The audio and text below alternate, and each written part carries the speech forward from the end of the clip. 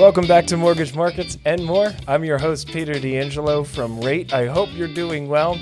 I'm excited for today's episode, which is going to be part one of a two-part series for our Did You Know segments, all about the home buying process.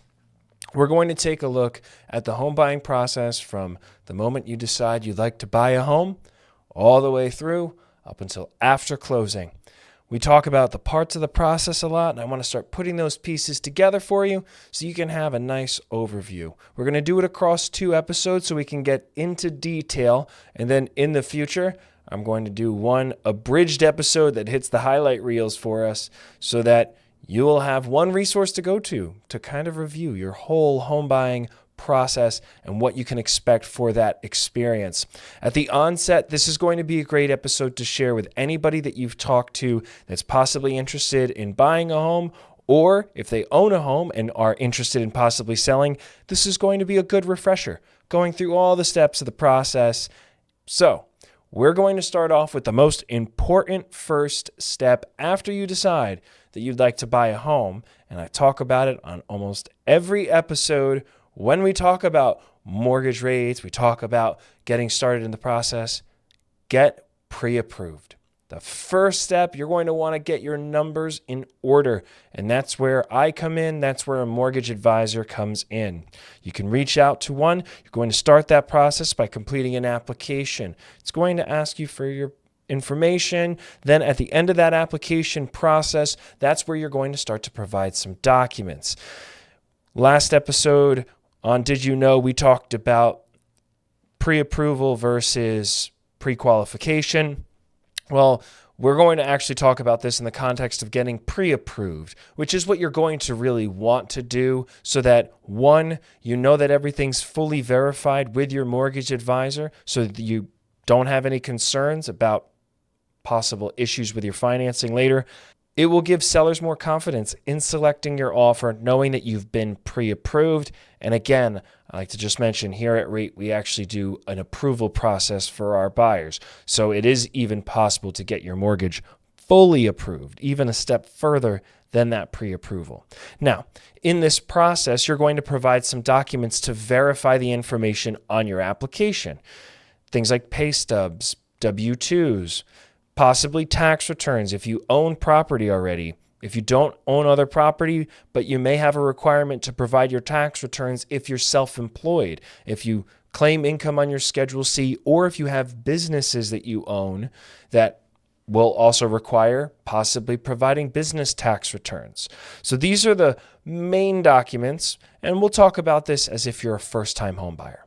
So first-time home buyers, you don't own any other property, so tax returns would be required if you have businesses that you own, or, like I mentioned, you're just going to be providing pay stubs and W-2s.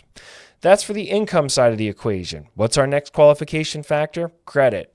In your application experience, we're going to wind up pulling either a soft pull on your credit like we have in our system, and some lenders just have a hard credit inquiry. Main difference between the two, a hard credit inquiry will impact your credit scores. It is a bona fide inquiry, and it can negatively impact you depending on how many times you've had your credit run with a hard credit inquiry in the past, let's say 6 to 7 months.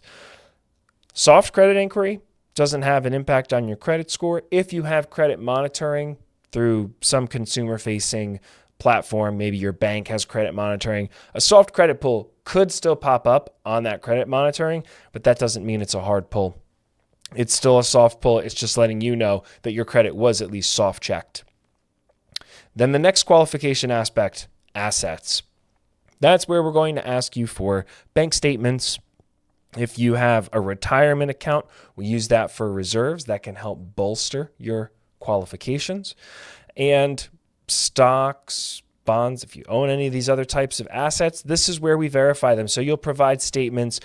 Commonly, we look for the last 60 days worth. So the prior 2 months is what we look for. We at Rate actually offer an automated platform for that. So you can log into your banking, and there's other mortgage companies that offer this too. You can log into your banking online and it automatically verifies your assets in a one-way secured connection so that it could alleviate some of the paperwork. As you'll notice when we talk about this process, it is a document-heavy process.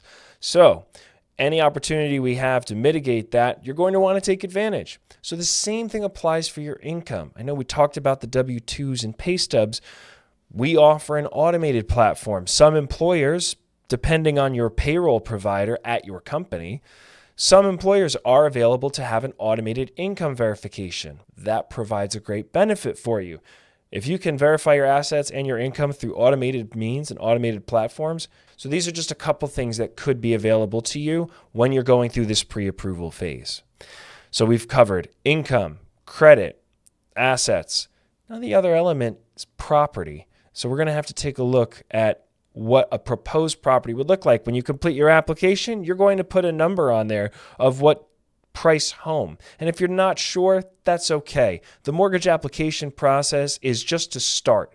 We will adjust that on our end after we have conversation with you and understand what your goals are when you're looking for a home, as well as what your budget is. So you can put any number you like in there that you're going to be applying for. We're going to take care of some more of the property-specific items when we have your application. But now once all of this is done, those are the documents that we customarily look for so that we can have a pre-approval conversation, which is everything verified. That is the next step of the process. You've provided your application, you've provided the documentation. Now we're having a conversation to confirm the information we have. So we'll have a conversation about that. And then we're moving on to now the fun part, looking at homes.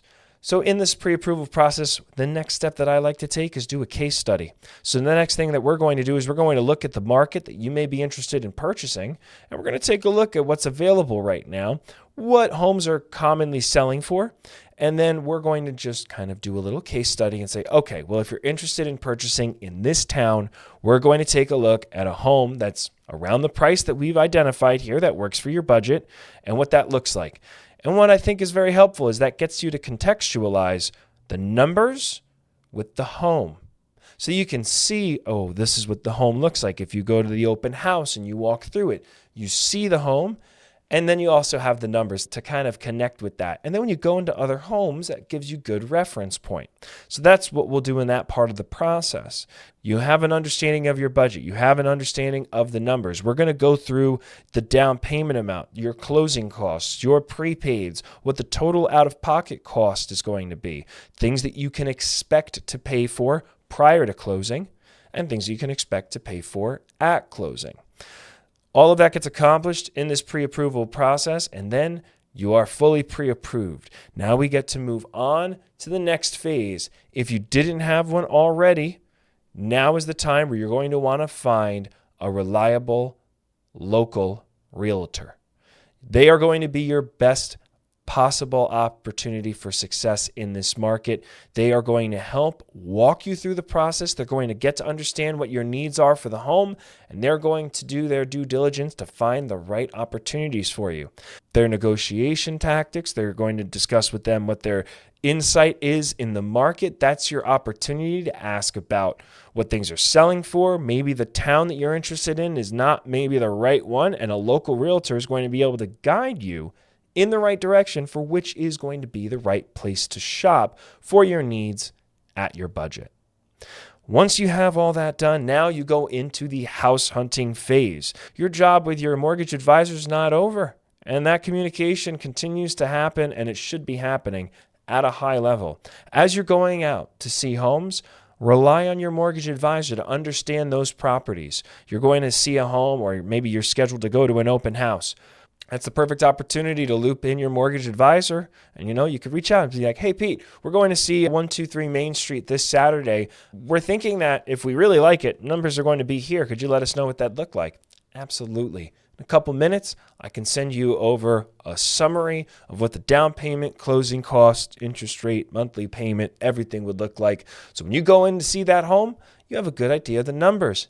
Then you can also understand, well, if we really want to get aggressive here, this is what we can offer, because you already know what your numbers are. The other thing to note in the home shopping phase, your realtor, primary, number one, they are going to be your champion and also be the person who is going to be your guru and guide to the market that you're interested in shopping in. But if you'd like to look online and inform yourself more, there's a number of different tools available. There's Zillow, Redfin, Realtor.com. I myself am a little bit partial to Realtor.com. I think they've done a great job in updating their user experience and what that platform looks like. And there's some also really cool tools in there. A lot of times the taxes are available, so you can see that. I just find that there's more easily displayed information and better organized information there. This is not a paid sponsorship. This is just my personal opinion on what I actually use most often when I'm assisting clients. The other thing I wanted to mention in the home shopping phase before we wrap up this first part, there's a difference between open houses and private showings. So an open house is a pre-scheduled time period that anyone can enter the property to check it out, ask questions possibly to the listing agent, but it's important to note, especially in the current climate, that the listing agent that is present at that open house is representing the seller. Their obligation is to serve the seller unless you are signed with them also to represent you as a buyer. If you're just walking into an open house and you don't know that real estate agent, just know that they are representing the seller. That's an important distinction to make. When you go to that open house, you can ask some questions. You can review the listing sometimes, most of the time actually. They always have this here in New Jersey. The seller's disclosure is out there. And the seller's disclosure is an important document I wanted to highlight. When you're going to an open house, that is the seller's attesting to everything about the property that they're aware of. So that's a really good document to review when you go in there. It'll talk about if they're aware of any issues in the property, if they found any problems. It'll tell you the dates that things have been updated. All of that's there on the seller disclosure. Very important document, good one to check out, especially when you're at open houses. As far as private showings, that's where you're going to reach out to your real estate agent, and your realtor is going to reach out to the listing agent of a property you're interested in and schedule a time for just you to go see that property. Your realtor will be there with you. Sometimes the listing agent will be there, sometimes not. But your realtor will definitely be there to walk you through that property, answer any questions that you have, and they can also give you some insight on that local market, what things are selling for, and if they have any other experience working in that neighborhood or in that town. That's where we're going to end things today. A little bit of a cliffhanger. So now we've gotten through the pre-approval process, we've gotten out shopping, and we're going to look forward to the next phase, which is we're going to kick things off on the next part with offer acceptance. So stay tuned for more. That will be our next Did You Know segment. I hope you're finding this helpful and useful. Please like, share, subscribe. If you have any questions or anything that I went through that you'd like to dive a little deeper on, my contact information is in the episode description. Would love to help and answer any of your questions. In the meantime, I hope you all have a great day and take good care.